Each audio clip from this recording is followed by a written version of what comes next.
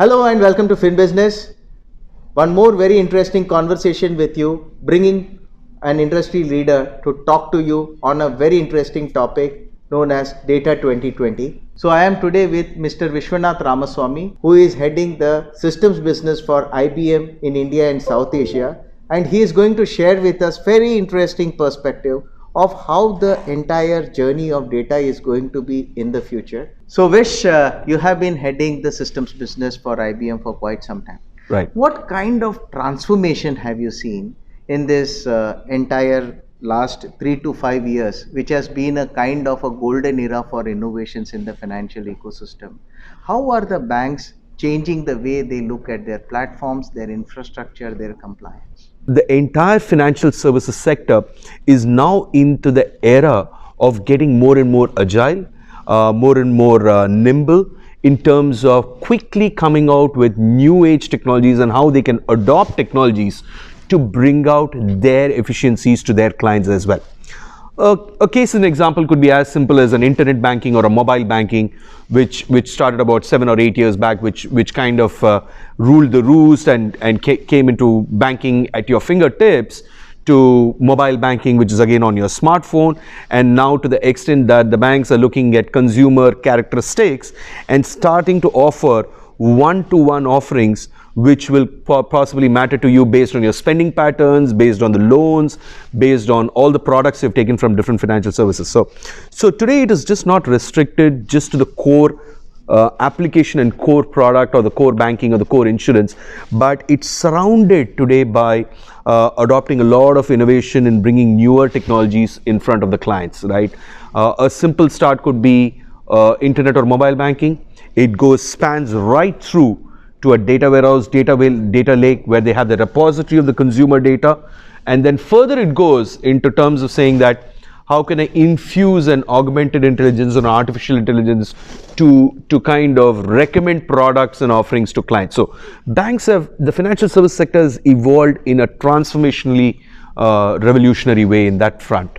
So that essentially means that with the introduction of these revolutions like Open API or any of the cloud strategies of the organization, the data transforms or travels within the organization as well as outside the organization. How do you think that the organizations would be equipped to manage this data in transit? Today we have built technologies from an IBM systems table, and no better moment than today that we have the Linux One third generation being announced, and also the mainframe Z15 being announced, which really does take care of these two primary concerns: the security of the data, that irrespective of where the data is moving from point A to point B, it is completely encrypted, right? So with the Linux One, you adopt the open source technology, so nothing proprietary about it, run on the best of the hardware from IBM systems table, and then you encrypt the data which passes through it.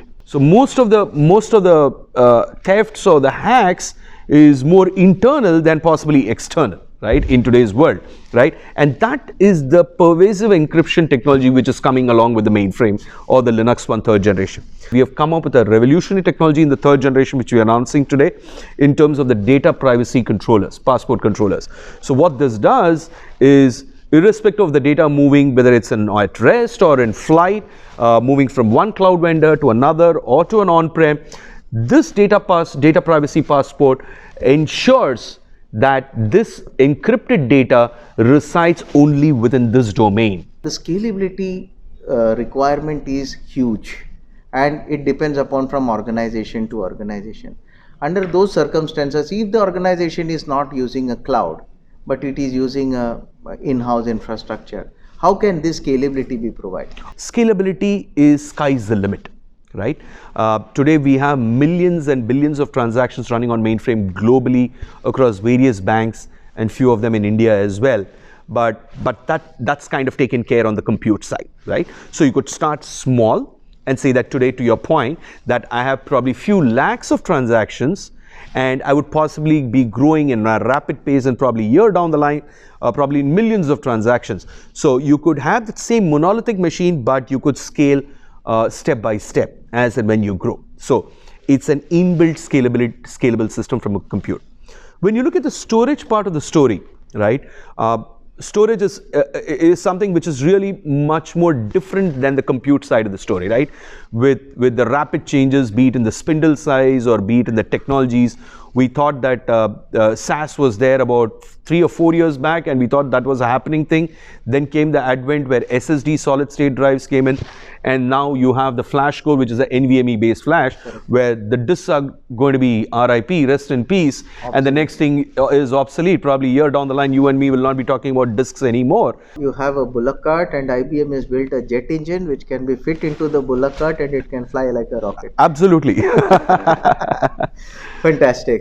So that also addresses the other problem related to availability, because Right. availability is a big concern in compliance globally. Right. In India, it is not as big as a concern, but I don't see a day when it is going to be one of the most strictest kind of norm that is going to come. Right. Any comments on the availability perspective? So availability, of course, mainframe, needless to say, it's the reason why it's called Z15, and the Z stands for zero downtime, right? So that's been known since the birth of mainframe ever, probably in the late 50s and the early 60s itself, right from our S360 days, and even today, most of the critical banking sector or the financial services sector run on mainframes globally as well, right? Even on the storage front, with the kind of availability you have, with the kind of compression, the deduplication, 3-way site replication, or now we are talking about 4-site replication, and so on and so forth, availability is given.